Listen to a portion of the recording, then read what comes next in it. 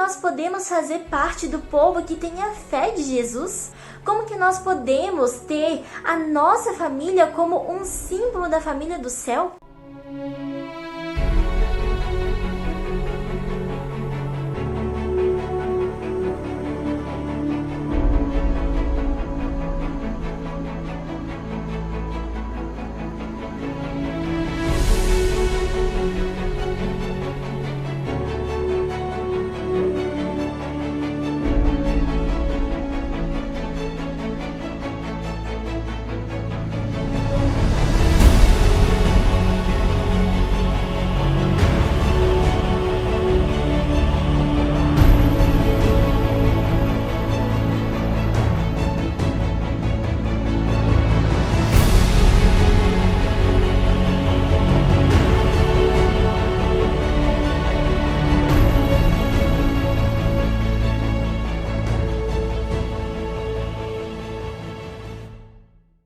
Olá, queridos! Como é maravilhoso saber que Jesus tem enviado mensagens poderosas e específicas para o tempo que nós estamos vivendo. É maravilhoso ver que em cada época Jesus levanta um povo para representá-lo nesta terra, um povo que vindica o caráter de Deus.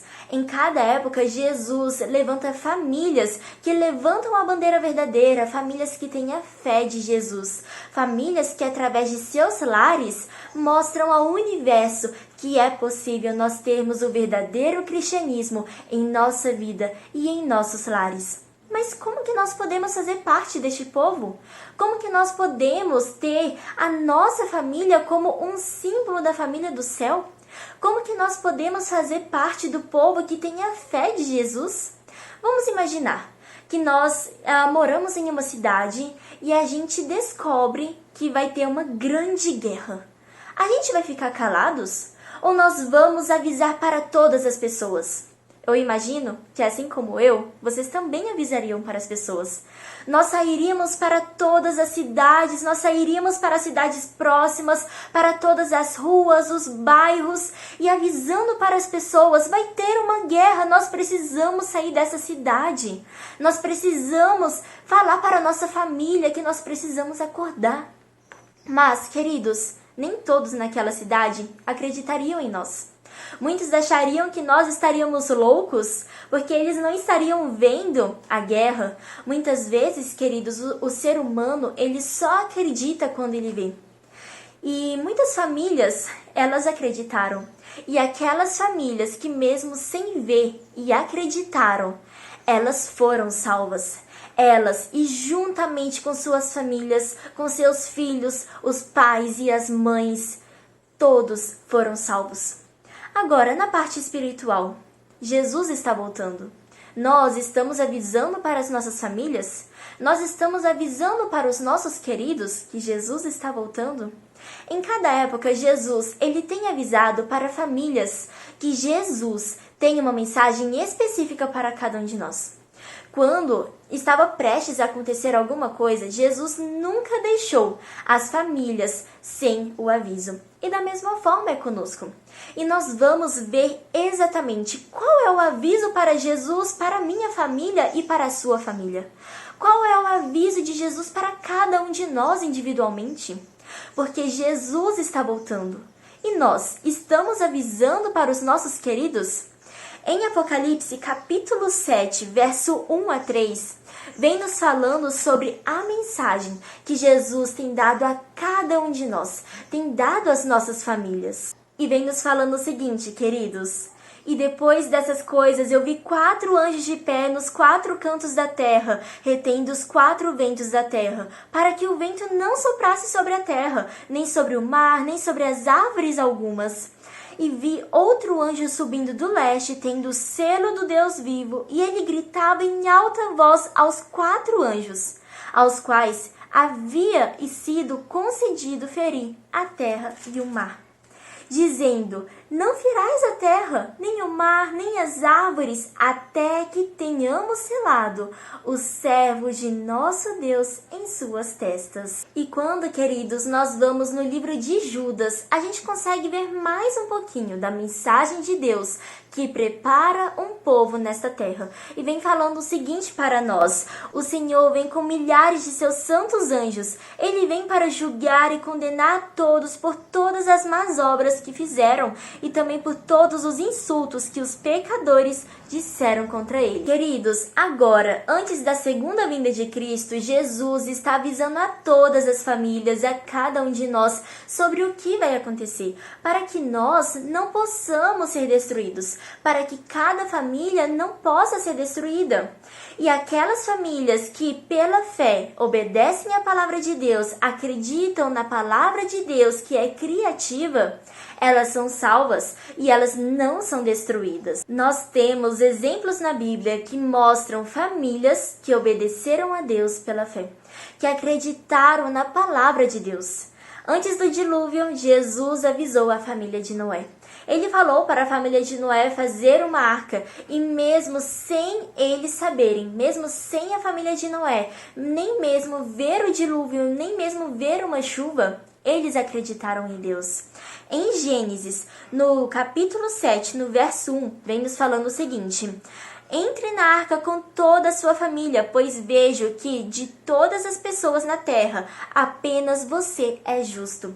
E não é só este exemplo que vem nos falando de famílias que foram fiéis a Deus. A família de Ló também foi fiel a Deus. Os anjos, eles deram aviso solene para a família de Ló, para eles saírem da cidade. E a família de Ló obedeceu a Deus, mesmo sem ver a cidade sendo destruída. Mas a esposa de Ló, querendo ver o que estava sendo deixado para trás, ela acabou sendo formada em uma estátua de sal. E em Gênesis também, mas no capítulo 19 e no verso 14 e 15, vem nos falando assim: saiam depressa da cidade. Ou seja, eram os anjos que estavam falando para a família de Ló, para eles saírem depressa daquela cidade. Saiam depressa da cidade. O Senhor está prestes a destruí-la. Tome sua mulher e suas 2 filhas que estão aqui. Saia agora mesmo, ou também morrerá quando a cidade for castigada. Noé e sua família obedeceram a Deus pela fé e foram salvos. Ló e sua família obedeceram a Deus e foram salvos. E da mesma forma é conosco hoje. Deus está dando advertências solenes para cada um de nós. Deus está dando advertências para a minha família e para a sua família também. E se nós obedecermos a Deus, também seremos salvos. Jesus, se referindo do dia do Senhor, ele vem nos falando com mensagens solenes e de advertência a cada um de nós. Nós podemos ler isso em Lucas, no capítulo 17, no verso 26 ao verso 33. E vem nos falando assim: e como aconteceu nos dias de Noé, assim será também nos dias do Filho do Homem. Eles comiam, bebiam, casavam e davam-se em casamento, até o dia em que Noé entrou na arca e veio o dilúvio e destruiu a todos. Semelhante também como aconteceu nos dias de Ló. Eles comiam, bebiam, compravam, vendiam, plantavam e edificavam. Mas no dia em que Ló saiu de Sodoma, choveu fogo e enxofre do céu e destruiu a todos. Assim será no dia em que o Filho do Homem for revelado. Naquele dia, quem estiver no telhado, tendo os seus bens em casa, não desça para tirá-los. E o que estiver no campo, semelhantemente, não volte para trás.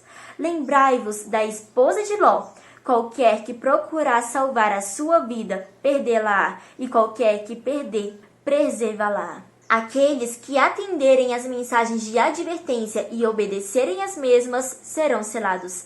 E eles vão dizer: este é o nosso Deus, confiamos nele e ele nos salvou. Este é o Senhor, em quem confiamos, alegremo-nos em seu livramento. Queridos, Deus quer famílias que ele possa colocar o seu selo, que ele possa olhar para essas famílias e falar da seguinte forma: aqui está o meu povo, aqui está a família de Deus.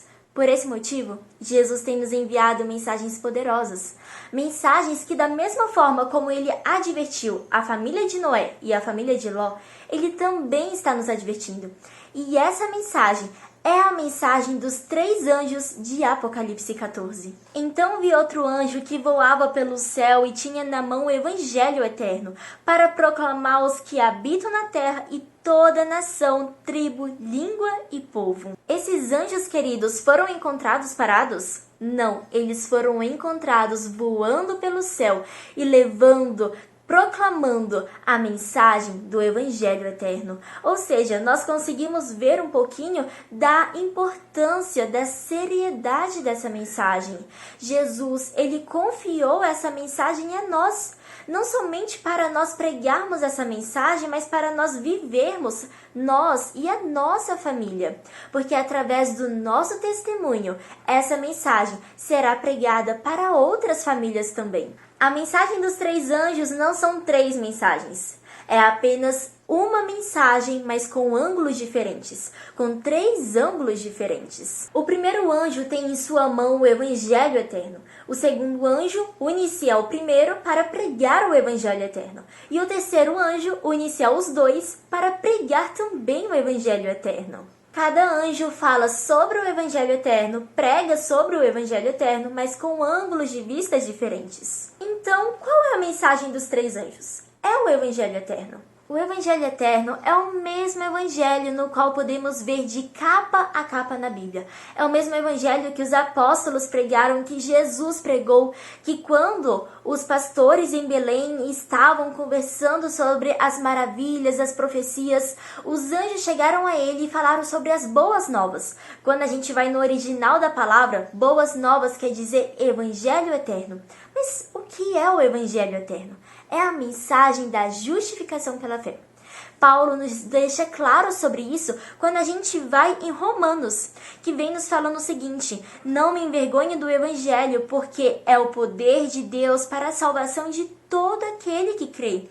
Porque no Evangelho é revelada a justiça de Deus, uma justiça que do princípio ao fim é pela fé, como está escrito: o justo viverá pela fé. A justificação pela fé é a justiça de Cristo obtida em sua vida, em sua morte e em sua ressurreição, e ela é disponibilizada à raça humana pela fé. A expressão Evangelho Eterno significa que Jesus tem apenas uma maneira de salvar as pessoas do pecado. Queridos, a palavra redenção ou salvação significa restauração, ou seja, o que Deus quer restaurar em cada um de nós.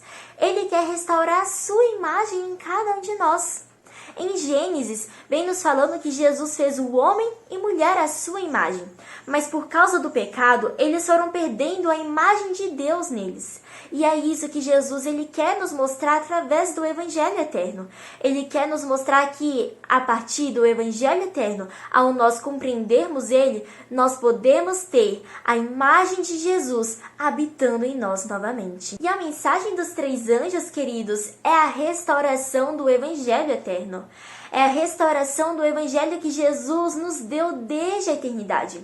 E através da mensagem dos 3 anjos, nós conseguimos discernir entre o falso evangelho e o verdadeiro evangelho. Entre o falso evangelho eterno e o verdadeiro evangelho eterno. Mas como assim? Existe um falso evangelho eterno? Sim, existe um falso evangelho eterno.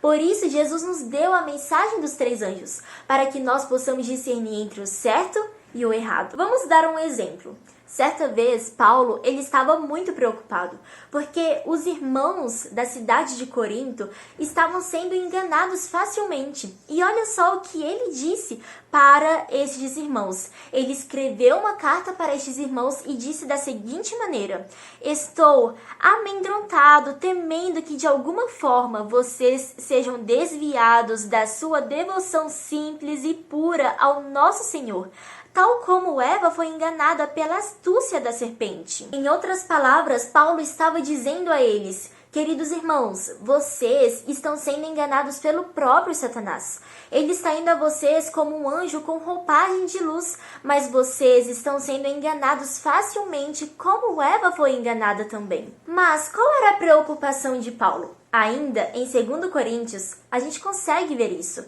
E vem nos falando o seguinte: vocês parecem tão ingênuos, creem em qualquer coisa que alguém lhe diz, mesmo que esteja pregando sobre outro Jesus, diferente daquele que nós pregamos, ou um espírito diferente do Espírito de Deus que vocês receberam, ou mostrando outro caminho para a salvação. Em outras palavras, Paulo estava dizendo: irmãos, vocês estão sendo enganados facilmente. Vocês não podem ver alguém falando sobre Jesus, usar o nome de Jesus, que vocês já aceitam esse caminho.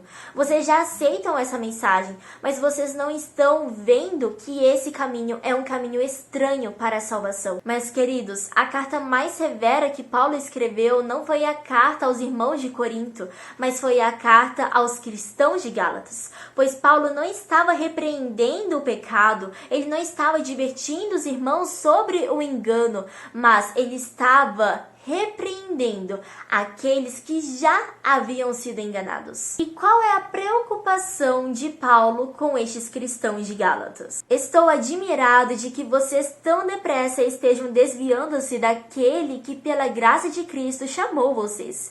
E agora já estão seguindo outro evangelho, porque não existe outro evangelho, a não ser aquele que nós proclamamos.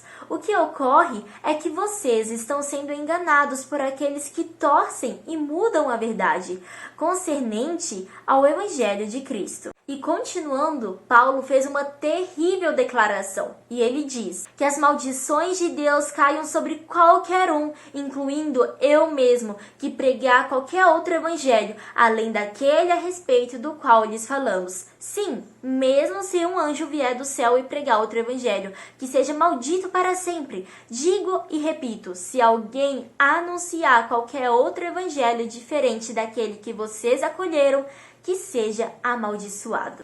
Então, queridos, nós podemos ver que a mensagem dos 3 anjos não é e nem pode ser uma mensagem diferente à que os apóstolos pregaram. Existe apenas um evangelho, e a mensagem dos 3 anjos chama ele de Evangelho Eterno. Se o Evangelho Eterno nos mostra a mensagem que podemos ser salvos do pecado, quando que Jesus decretou essa salvação a cada um de nós? Em Efésios vem nos falando o seguinte: mesmo antes de criar o mundo, Deus nos amou e nos acolheu em Cristo para sermos o que, queridos? Santos e sem culpas diante dele. Ou seja, desde antes da criação do mundo, Deus, ele decretou a nossa salvação. Louvado e glorificado seja o nome de Cristo. E em Apocalipse fala o seguinte: o Cordeiro, ou seja, Jesus, foi morto antes da criação do mundo. Ou seja, o Evangelho Eterno é o Evangelho que Deus decretou antes da formação do mundo em seu Filho Jesus Cristo. Quando Adão e Eva caíram em pecado, eles perderam as vestes de luz, ou seja, as vestes da justiça de Cristo. E eles se esconderam de Deus, ou seja, eles se separaram de Deus. Então, o Evangelho verdadeiro, o Evangelho Eterno, foi mostrado a Adão e a Eva. O cordeiro foi morto, o animal foi morto e, com a sua pele, Deus cobriu o casal. Deus estava mostrando ao casal que o sangue seria derramado por causa do pecado deles. E que Deus cobriria eles com o manto das vestes da justiça de Cristo, que é o Cordeiro de Deus. Quando João Batista estava proclamando o Evangelho Eterno para preparar o caminho para o Mestre, ele viu o Mestre se aproximando a ele e ele disse: vejam, o Cordeiro de Deus que tira o pecado do mundo. O homem não foi abandonado em suas más escolhas. Na sentença em que Deus fez contra Satanás, foi dado um resgate. Porém, inimizade entre você e a mulher, entre a sua descendência e o descendente dela. Este ferirá a cabeça e você lhe ferirá o calcanhar. Essa frase foi dita aos ouvidos dos nossos primeiros pais como uma promessa. Antes mesmo deles caminharem pelo caminho de espinho e das consequências que eles teriam que colher por suas escolhas, eles ouviram palavras de esperança. Tudo o que havia sido perdido por ceder a Satanás poderia ser recuperado pela justiça de Cristo. Quando o ser humano transgrediu a lei de Deus, ele ficou em harmonia com Satanás. Ou seja, agora, em sua natureza pecaminosa, ele não tinha mais aquela inimizade contra Satanás. Ambos se tornaram malignos por causa do afastamento de Deus. E se Deus não tivesse interposto de maneira especial, os seres humanos e Satanás teriam feito uma aliança para ir contra o governo de Deus. E quando, querido, Satanás ouviu a declaração que teria inimizade entre ele e a mulher, ele compreendeu que seus esforços para depravar a natureza humana seriam interrompidos. E de alguma forma, os seres humanos iriam ter auxílio para vencerem aos seus enganos, ou seja, para vencer as tentações e não cair em pecado. Como seria então essa inimizade posta nos seres humanos para resistir ao pecado? É a graça de Cristo implantada na mente que cria no ser humano a inimizade contra o pecado. E sem essa graça, nós seríamos escravos de Satanás. É o poder de Cristo que habilita cada um de nós a resistirmos ao pecado.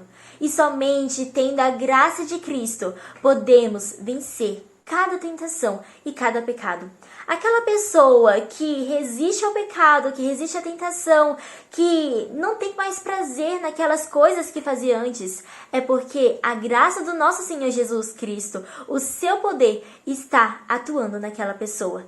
Esse é o Evangelho Eterno, é Cristo habitando em nós. Ou seja, o Evangelho Eterno é o único Evangelho no qual a pessoa pode sair da escravidão do pecado. Aquele Evangelho que fala sobre o perdão de Deus, mas que não prega a mudança de vida, que não prega a vitória sobre o pecado em Cristo Jesus, não é o Evangelho Eterno. É exatamente o que Paulo fala, queridos, no qual vem nos falando em Romanos, que fala o seguinte: pois eu não me envergonho do Evangelho, porque ele é o poder de Deus para salvar todo aquele que crê. Para todo aquele que crê, o Evangelho Eterno não é apenas um Evangelho que prega sobre perdão, mas que não mostra a cada um de nós a mudança de vida.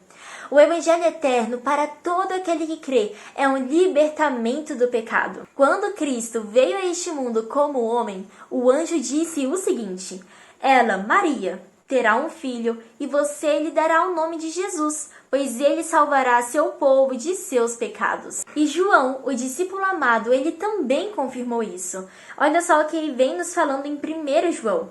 Vocês sabem que Cristo veio para tirar os nossos pecados, ou seja, queridos, a vitória sobre o pecado, e que nele não há pecado nenhum. Essas são as boas novas do Evangelho Eterno. Porque o Evangelho Eterno nos mostra que Jesus não tem somente poder para nos libertar das consequências do pecado, mas ele tem o poder para nos libertar do pecado. E é maravilhoso ver, queridos, que é tudo por amor. Se a gente não obedece a Deus por amor, a gente nunca vai compreender verdadeiramente o significado do Evangelho Eterno, pois o Evangelho Eterno, para nós entendermos, nós precisamos entender que Jesus, ele veio morrer não somente para salvar o mundo todo no geral, mas para salvar a mim individualmente, a você individualmente. Eu confesso que eu passei muito e muito tempo vendo a questão do que Jesus fez, faz e fará por nós numa questão muito ampla de um mundo todo. Mas quando eu comecei a ver de Jesus, ele me ama individualmente, ele morreu por mim individualmente. Tudo mudou. Como se um quebra-cabeça estivesse montando, como se tudo fizesse sentido. E tem até uma frase muito maravilhosa que diz o seguinte: coisas maravilhosas na Bíblia eu vejo, e a mais querida é que Jesus me ama. Ele quer nos dar não somente o perdão, mas a libertação do pecado, para mim individualmente, para você individualmente. Quando compreendemos essa restauração que Jesus ele quer fazer em minha vida e na sua vida, em nossos lares, a gente compreende que a transgressão da lei de Deus é um sofrimento. Então, ao termos um adultério, os lares, eles sofrem. As crianças, os filhos, os próprios pais. Ao não honrarmos os nossos pais, a gente sofre também. Ao ficarmos a vida toda em cobiça, em correr atrás das coisas deste mundo, parece que nunca tem um fim e parece que sempre o nosso coração tem um vazio. A lei de Deus é uma lei do amor e o Evangelho eterno nos fala claramente que nós não precisamos viver em nossos pecados. Imaginemos que uma mãe tem um filho e esse filho é um criminoso. E em certo dia o policial pega esse filho, coloca até na frente da mãe e fala: aqui mãe, o seu filho ele não vai ser preso e eu perdoo ele. Será que o policial ele resolveu o problema? Claro que não. Ele pode ter perdoado, mas ele não restaurou o coração daquele criminoso. Cristo quer habitar em nós, ele quer ser o centro da nossa vida. Mas será que nós estamos permitindo que Jesus habite em nós e que ele seja o centro da nossa vida, para que assim nós possamos ir para o céu? Precisamos mais que o perdão. O perdão nos dá o direito de irmos para o céu, mas sem a mudança de vida, sem o afastamento do pecado, nunca seríamos felizes no céu. E Jesus quer que eu e você, as nossas famílias, sejam felizes no céu. Qual o evento que Jesus disse que teria que acontecer antes de sua vinda? E este evangelho do reino será pregado em todo o mundo como testemunho de todas as nações, e então virá o fim. Ou seja, antes de sua vinda, haverá um chamado final, um último chamado para a raça humana. E esse chamado é de mudança de vida, é de afastamento do pecado, de arrependimento, pois o Evangelho eterno nos mostra a salvação, que é uma nova vida. A mensagem dos 3 anjos, que é a mensagem do Evangelho eterno, é a última mensagem de advertência ao mundo que Jesus já está dando ao mundo rebelde. Ou seja, essa é a última chance que nós temos. A mensagem dos 3 anjos tem como um único objetivo, que é preparar um povo para o selamento, um povo que venha ser testemunhas do Altíssimo e que possa testemunhar todo o universo que é possível em Cristo Jesus vivermos uma vida sem pecar e de acordo com os mandamentos de Deus. Mas por Deus ser amor, Ele não vai forçar nem a mim e nem a você para nós termos a inimizade contra o pecado. Ele está esperando com que a gente possa permitir que Ele venha habitar em nós, para que Ele venha nos dar a inimizade contra o pecado. Porque Deus tanto amou o mundo que deu o seu Filho unigênito para que todo que crê nele não pereça, mas tenha vida eterna. Todas as pessoas do mundo serão salvas? Não, pois o texto é muito claro, queridos, ao nos falar que somente aquele que crê em Cristo Jesus será salvo. Ou seja, somente aquele que crê em Cristo Jesus terá a libertação do pecado. Eu e você temos a mesma missão que Jesus deu aos discípulos. Jesus falou o seguinte aos discípulos: vão pelo mundo todo e preguem o evangelho a todas as pessoas. Quem crer e for batizado será salvo, mas quem não crer será condenado. Em Coríntios nos fala que o amor de Cristo nos constrange. O que é o constrangimento? É você entender que você não é nada e você se sente envergonhado por isso. E quando você olha por todas as coisas que Jesus tem feito por você, você reconhece que você precisa aceitar esse dom maravilhoso, essa graça. Você reconhece que somente tendo Cristo em nós, Cristo em você, Cristo em mim, é a esperança da glória. O objetivo do Evangelho eterno é que nós não possamos tolerar o pecado. E Deus dá o seu perdão não somente àqueles que confessam o seu pecado, mas àqueles que abandonam o mesmo. O Evangelho eterno é tanto o perdão dos pecados quanto a restauração da imagem de Deus no homem. Então, como nós podemos abandonar os nossos pecados? Como nós podemos ter inimizade contra o pecado? É somente em Cristo Jesus. Somente em Cristo, habitando em nós, podemos ter a vitória sobre o pecado. Não por nossas próprias obras, mas pelas obras de Cristo em nós.